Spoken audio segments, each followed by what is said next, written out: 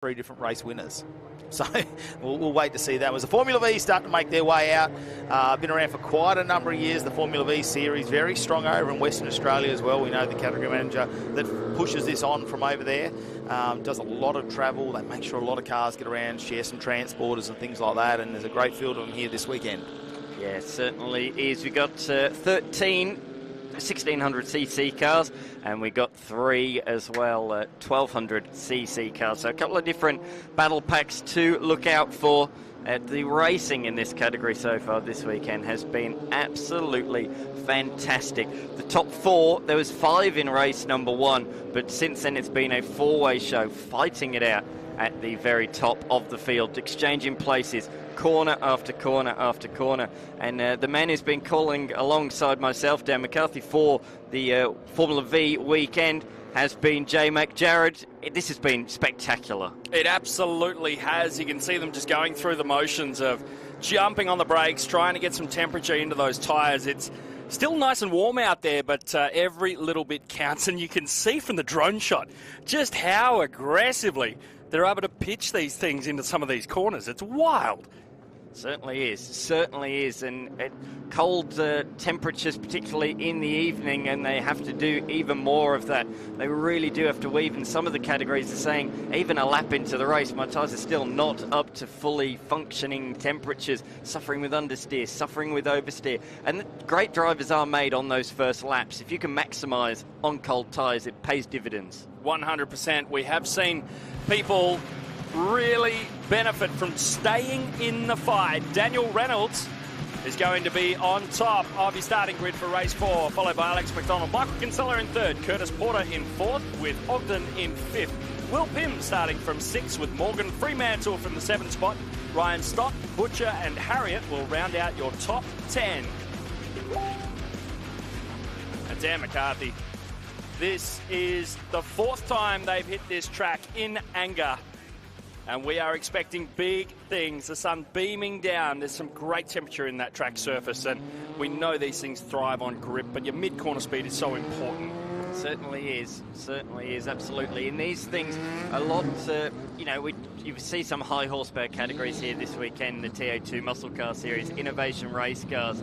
But these guys, it's all about, as you say, keeping up that minimum corner speed, trying to get the slipstream, the toe effect, down these long straights into the braking zones to make your passes. So we saw a lot of it yesterday. We saw them 4 wide into turns like turn 2, the hairpin, wild stuff.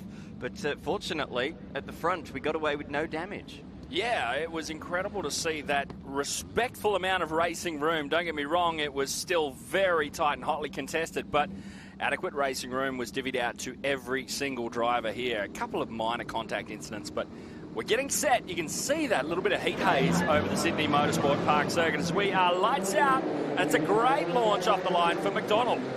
Yeah, really good launch straight away. Our race 1 winner will take up the running. He's had to settle for 2nd on the last couple of races, but straight to the front for the number 51 machine. But for how long and how quickly will these front 4 break away? Can anybody go with them? Already it looks like they've got a bit of a margin, and we're not even at the first braking point. Around the outside goes Reynolds, deep under brakes, and he reclaims the position. That was bold. We talked about confidence on cold tyres, very important. He had it in spades. The number 41 machine going out where Angels fear to tread. That was Babbage Hocking back there in the number 12 spot. You can see a couple of big lines being thrown down the inside. Moves being made by Butcher on Harriet for 9th.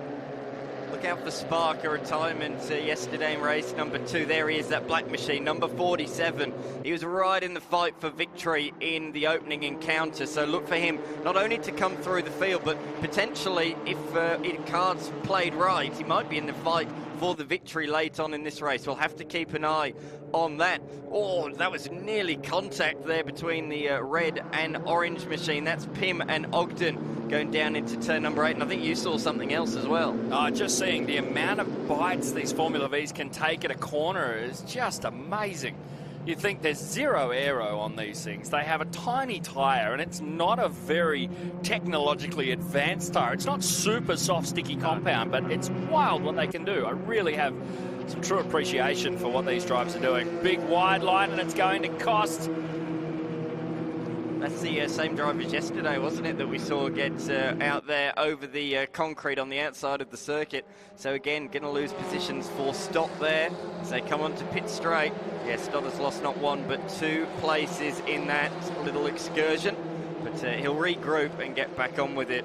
That's not what you want. So he's down to position number 9. This quartet, though, they're pulling away. I was about to say trio, no, but this quartet pulling away, and they're dragging along Porter. He's just about staying on the tail of this group of 4.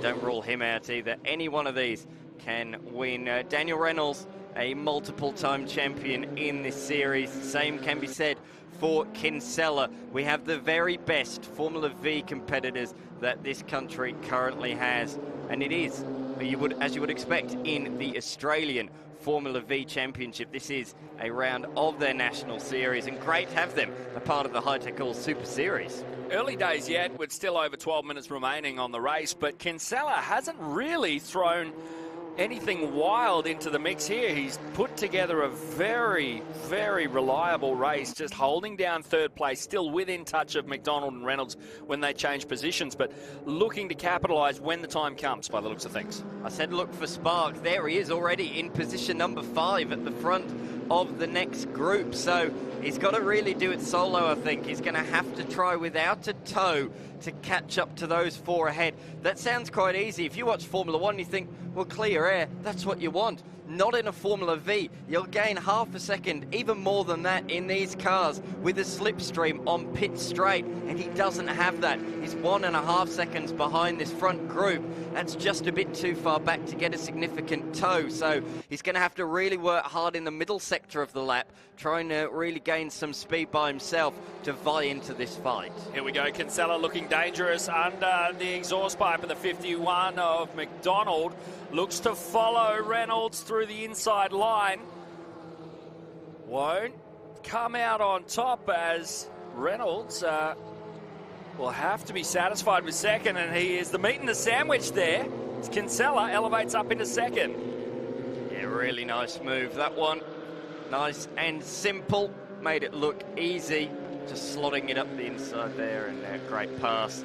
But we saw there, didn't we? Reynolds led across the line, and by the time he gets to turn 2, he's in 3rd position, and that's the tow that we're talking about. Spark, fastest in sector number 1. He's catching them at the moment, only by a 10th or 2 here and there, but this is the sector where he should gain. This is where the other guys will hold each other up a little bit. In the middle sector, you can see them. They're like a train, 4 carriages at the moment. He wants to make it a 5-carriage train. Well, he's steadily drawing up the gap between himself and Porter. Currently sits at just over half a second, and he is now officially part of this 4-car battle, elevating it to a 5-car stoush. Macdonald there, leaving a little bit of room for Kinsella. He saw the nose poking up the inside, and he thought, well, I might just leave a little bit of room for the Jacer chassis Formula V car. That's one of the great things about this series, though, isn't it? You got different makes and models. So we've got a couple of Jacers at the front. The number 78, Daniel Reynolds, he's in a checkmate. That's the only checkmate in the entire field.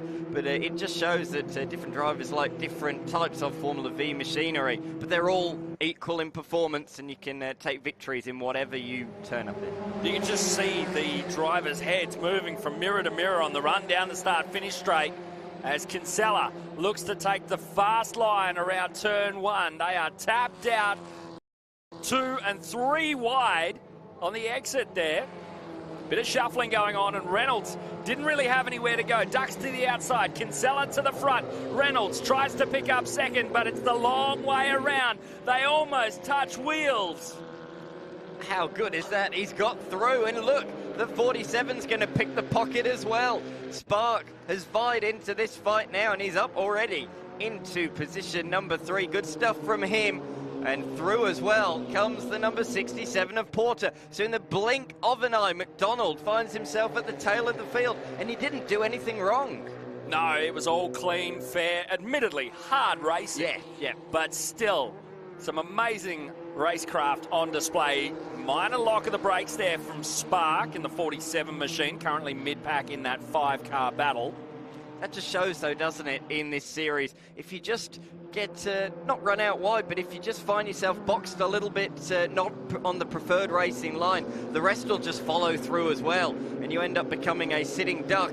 There's a bit of a mistake there for Porter there around turn number 8, the hairpin into the final sector of the lap. A unique section of road this. You got the fast kink here of turn 9. Then you got to get it slowed down for a double apex. It's classed as 2 corners, but how do you take it? As one sweeping corner or 2 individual corners? There's a couple of different ways of doing it, approaching the corner. As Brown, as you say, spinning around there at turn 8. Yeah, unfortunate to see as our top 3 make a breakaway. And Reynolds again. And throw into the mix. Spark 3 wide on the entry. They're coming down pit straight. Spark to the front. And we've got just under 7.5 minutes remaining, Dan. Yeah, exactly. We're only at the halfway stage of this race. And this is what we have come to love in this category. Good to see a few people watching on from the hillside down there at turn 2. Here's a replay of what happened. A couple of people in wide. I think they were all following the number 30 there, and who spins around at number 8. Yeah, Brown with the unforced error, unfortunately, as we rejoin our leaders. Spark from the front with Reynolds, arguably the handiest driver out there over the course of this weekend's racing. Just under 7 minutes left as they go super wide. It's you look at it through the camera and you think that corner there, the exit, the runoff, doesn't look like it would give you much time, the undulation, the change in surface, but everybody gets a whole car width out. Yeah, absolutely, absolutely they do. They're allowed, they can do that in these cars. We see at other points of the track, particularly turns 10 and 11, you can't use the concrete on the outside of the circuit. These cars bottom out and end up running really, really wide, so they are able to do it. We saw spectacularly under lights last night, the Formula Fords with sparks coming from underneath them, spectacular images under lights, and we look forward to seeing not 1, but 2 Formula Ford races under lights again later on today. Back to the race at hand, and your running order looks like this. Sparks leads out from Reynolds with Kinsella in 3rd. Macdonald and Porter round out your top 5 with 6 minutes left on our Ringers Western race counter. Look at this, all the way to the inside is Spark trying to break the toe, but he's not going to be able to do anything about Reynolds, who slingshots it around the outside. But look at this, we're nearly 4 wide. We are 4 wide going through turn number 1, and they've got around. They've made it through. Goodness gracious me, down towards turn number 2. They're still side by side. Who's going to yield? Macdonald pokes the nose up the inside of Kinsella, but Kinsella chops it off very harshly but fairly and takes the race lead. I didn't think all 5 were going to come out of that in one piece. There was a moment of concern there for Porter in the 67 on the back of this 5-car field. It almost looked like he was going to get left behind in the weeds, but still managing to latch back onto this 5-car pack, slowing everyone up. I don't think I've ever seen 4 cars wide through turn number 1. Wow. Wait until Legend Cars, mate. We go 6 wide. Yes. Formula V where it's at here, under 5 minutes remaining, and quick lap time of a 1:46.84 for Spark in the 47 machine. Currently 4th as we have caught up to lap traffic. Side by side into the hairpin. Reynolds trying to go the long way. Not going to have too much luck there, is he? Yes, no, he's been left room. I didn't think he would be, but Reynolds has been left room. Good, fair drive in between everybody, and Reynolds, as a result, is able to sling on by. Spark tried to vie in as well, but not able to do so on this particular occasion. But look at the gap that Kinsella's pulled at the front of the field. We haven't seen that in this race, but we're onto the pit straight now. So 3/4 of a second the margin as they head onto the pit straight. How close are they going to be by the end? I'm sort of gauging what it's going to be like come the final lap of the race. Looks to me like a 7.5 margin is enough to keep the lead at turn 1. Yeah, but you're going to want to make sure you maximise your drive off that final corner. If anybody gets the jump on you, it is on Reynolds around the outside. Looks to drag the 51 of Macdonald up with him, but Macdonald will have to be happy with 3rd. Yeah, he may have led into turn 1, but he didn't lead into turn number 2, did he? So he shuffled back into 2nd position. The 2 multiple champions at the head of this field. Reynolds from Kinsella. Macdonald has had a fantastic weekend. He's already taken a win and a couple of seconds, and he's sitting inside the top 3 once again. Oh, that was a bit of a moment, though, running far too wide, at least a car width wide there through turn 5, turn 05, named after Peter Brock, as they go through the back section of the course. Of course, this circuit is just off Peter Brock Drive as we turn into Sydney Motorsport Park, so there's a lot of nods. Of course, that's when Peter Brock was doing such great things in Group A touring car racing when this racetrack was open back in 1990. Some people may be noticing the little wisps of smoke coming out of the tailpipe of these Formula Vs. Nothing really too major as we check out the battle back down for 10th and 11th. That is between Babbage Hocking and Harriet. Babbage Hocking yesterday retired from race 1, but has been in and around just outside the top 10 since that point. I noted earlier on that Ogden dropped back through the timing. He was in and around Butcher and Scott, but has pitted and is in 15th now, has remained in the lane for much of this race. So that's a shame, because he has been a contender of sort of the second group, the lead contender. Oh, around the outside at turn 1. Thank you very much. With lap traffic on the horizon, how's this going to look come turn 2 or 3? This is going to be interesting as we get the word. We're going to receive the last lap board. And this is an angry swarm of cars coming up on some slow movers here. Yeah, they've clearly been told you don't have long to go now. You got to make it stick. You can't wait until turns 1 and 2 anymore. You have to do it here in the middle sector, and that's exactly what Spark's trying to do.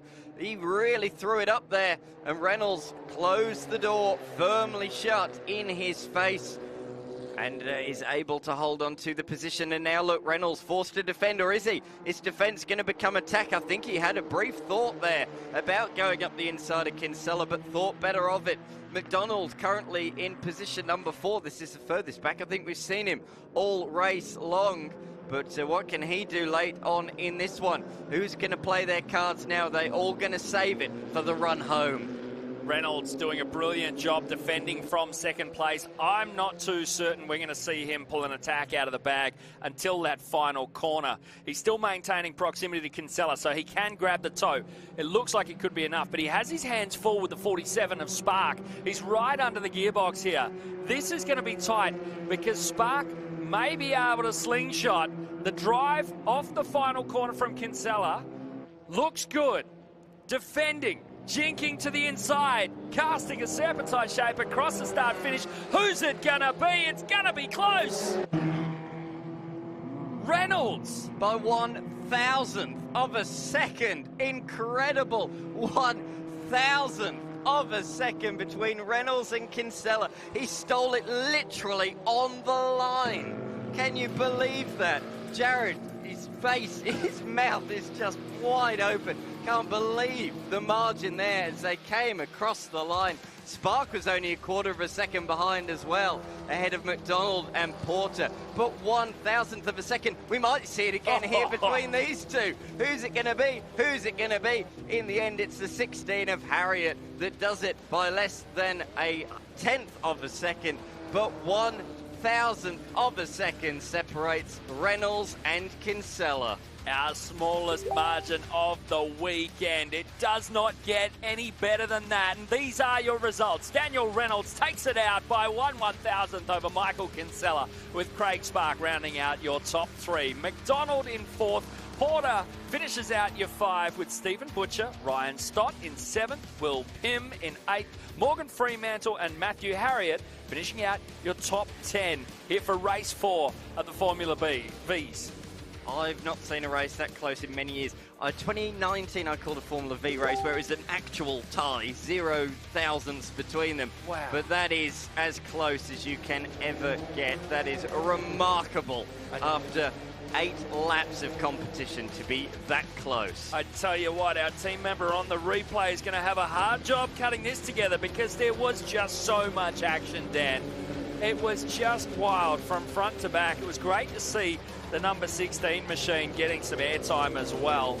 Harriet came through with a top 10 finish, but wow, at the front, trading blows. Yeah, absolutely. Here we saw the two wide action through turn number 2. There's more to come later on in the race. Kinsella led at this point in time, going around the outside into turn 2, and was followed by Reynolds. It was a great pass, and this is where Macdonald has his ears boxed. He went from the front of the queue right to the tail in a very short amount of time. This is a spin further back for the number 30 machine, but a quick recovery, no harm done.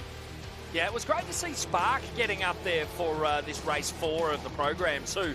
We didn't see him in the last race, so good to see still pounding out some laps in that group of 5 cars. Yeah, absolutely, and shows that he's got the pace to potentially take the win later on today. Finished second in the opener, but this was it then, coming onto the pit straight for the final time. It was a great run from Reynolds. Kinsella did everything he could, trying to break the toe, but look at this as they came across the line. Absolutely nothing between them. Absolutely incredible. Mel, I believe you're down there with our winners. I am. From last place, you were leading that race. You've ended up third. What a fantastic drive. Thank you. Just happy to finish one, really, after the last 2, but it was a good drive. Fun coming through the field and got to the front, but just couldn't get there at the end. Yeah, I mean, you've been fast. You've had a tricky weekend so far, but it looks like you're back on track today. Yeah, we had clutch issues this morning and last night and sorted them out, and we're back now. Fantastic job. Thank you. By 1,000th of a second, P2. Just missed out. Yeah, super close there. Probably, I don't know, quarter of a wheel maybe, but nice close racing there. Another good race. I mean, you guys have certainly put on the show. 4 cars wide around turn 1, and we're all just on the edge of our seats. It's been a fantastic display of racing this weekend. Yeah, just got to give everyone space. If they're on the inside and you're on the outside, you just can't turn down on them. So hopefully we don't have a big crash. Well, we hope so too. Well done. Thank you. Cheers.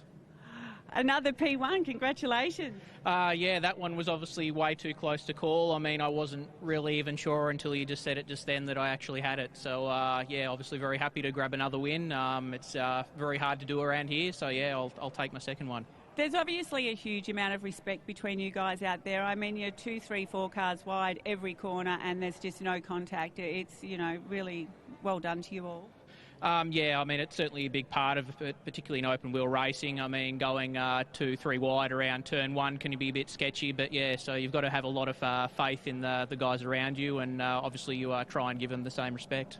Great job. Well done. Back to you guys. Thank you very much.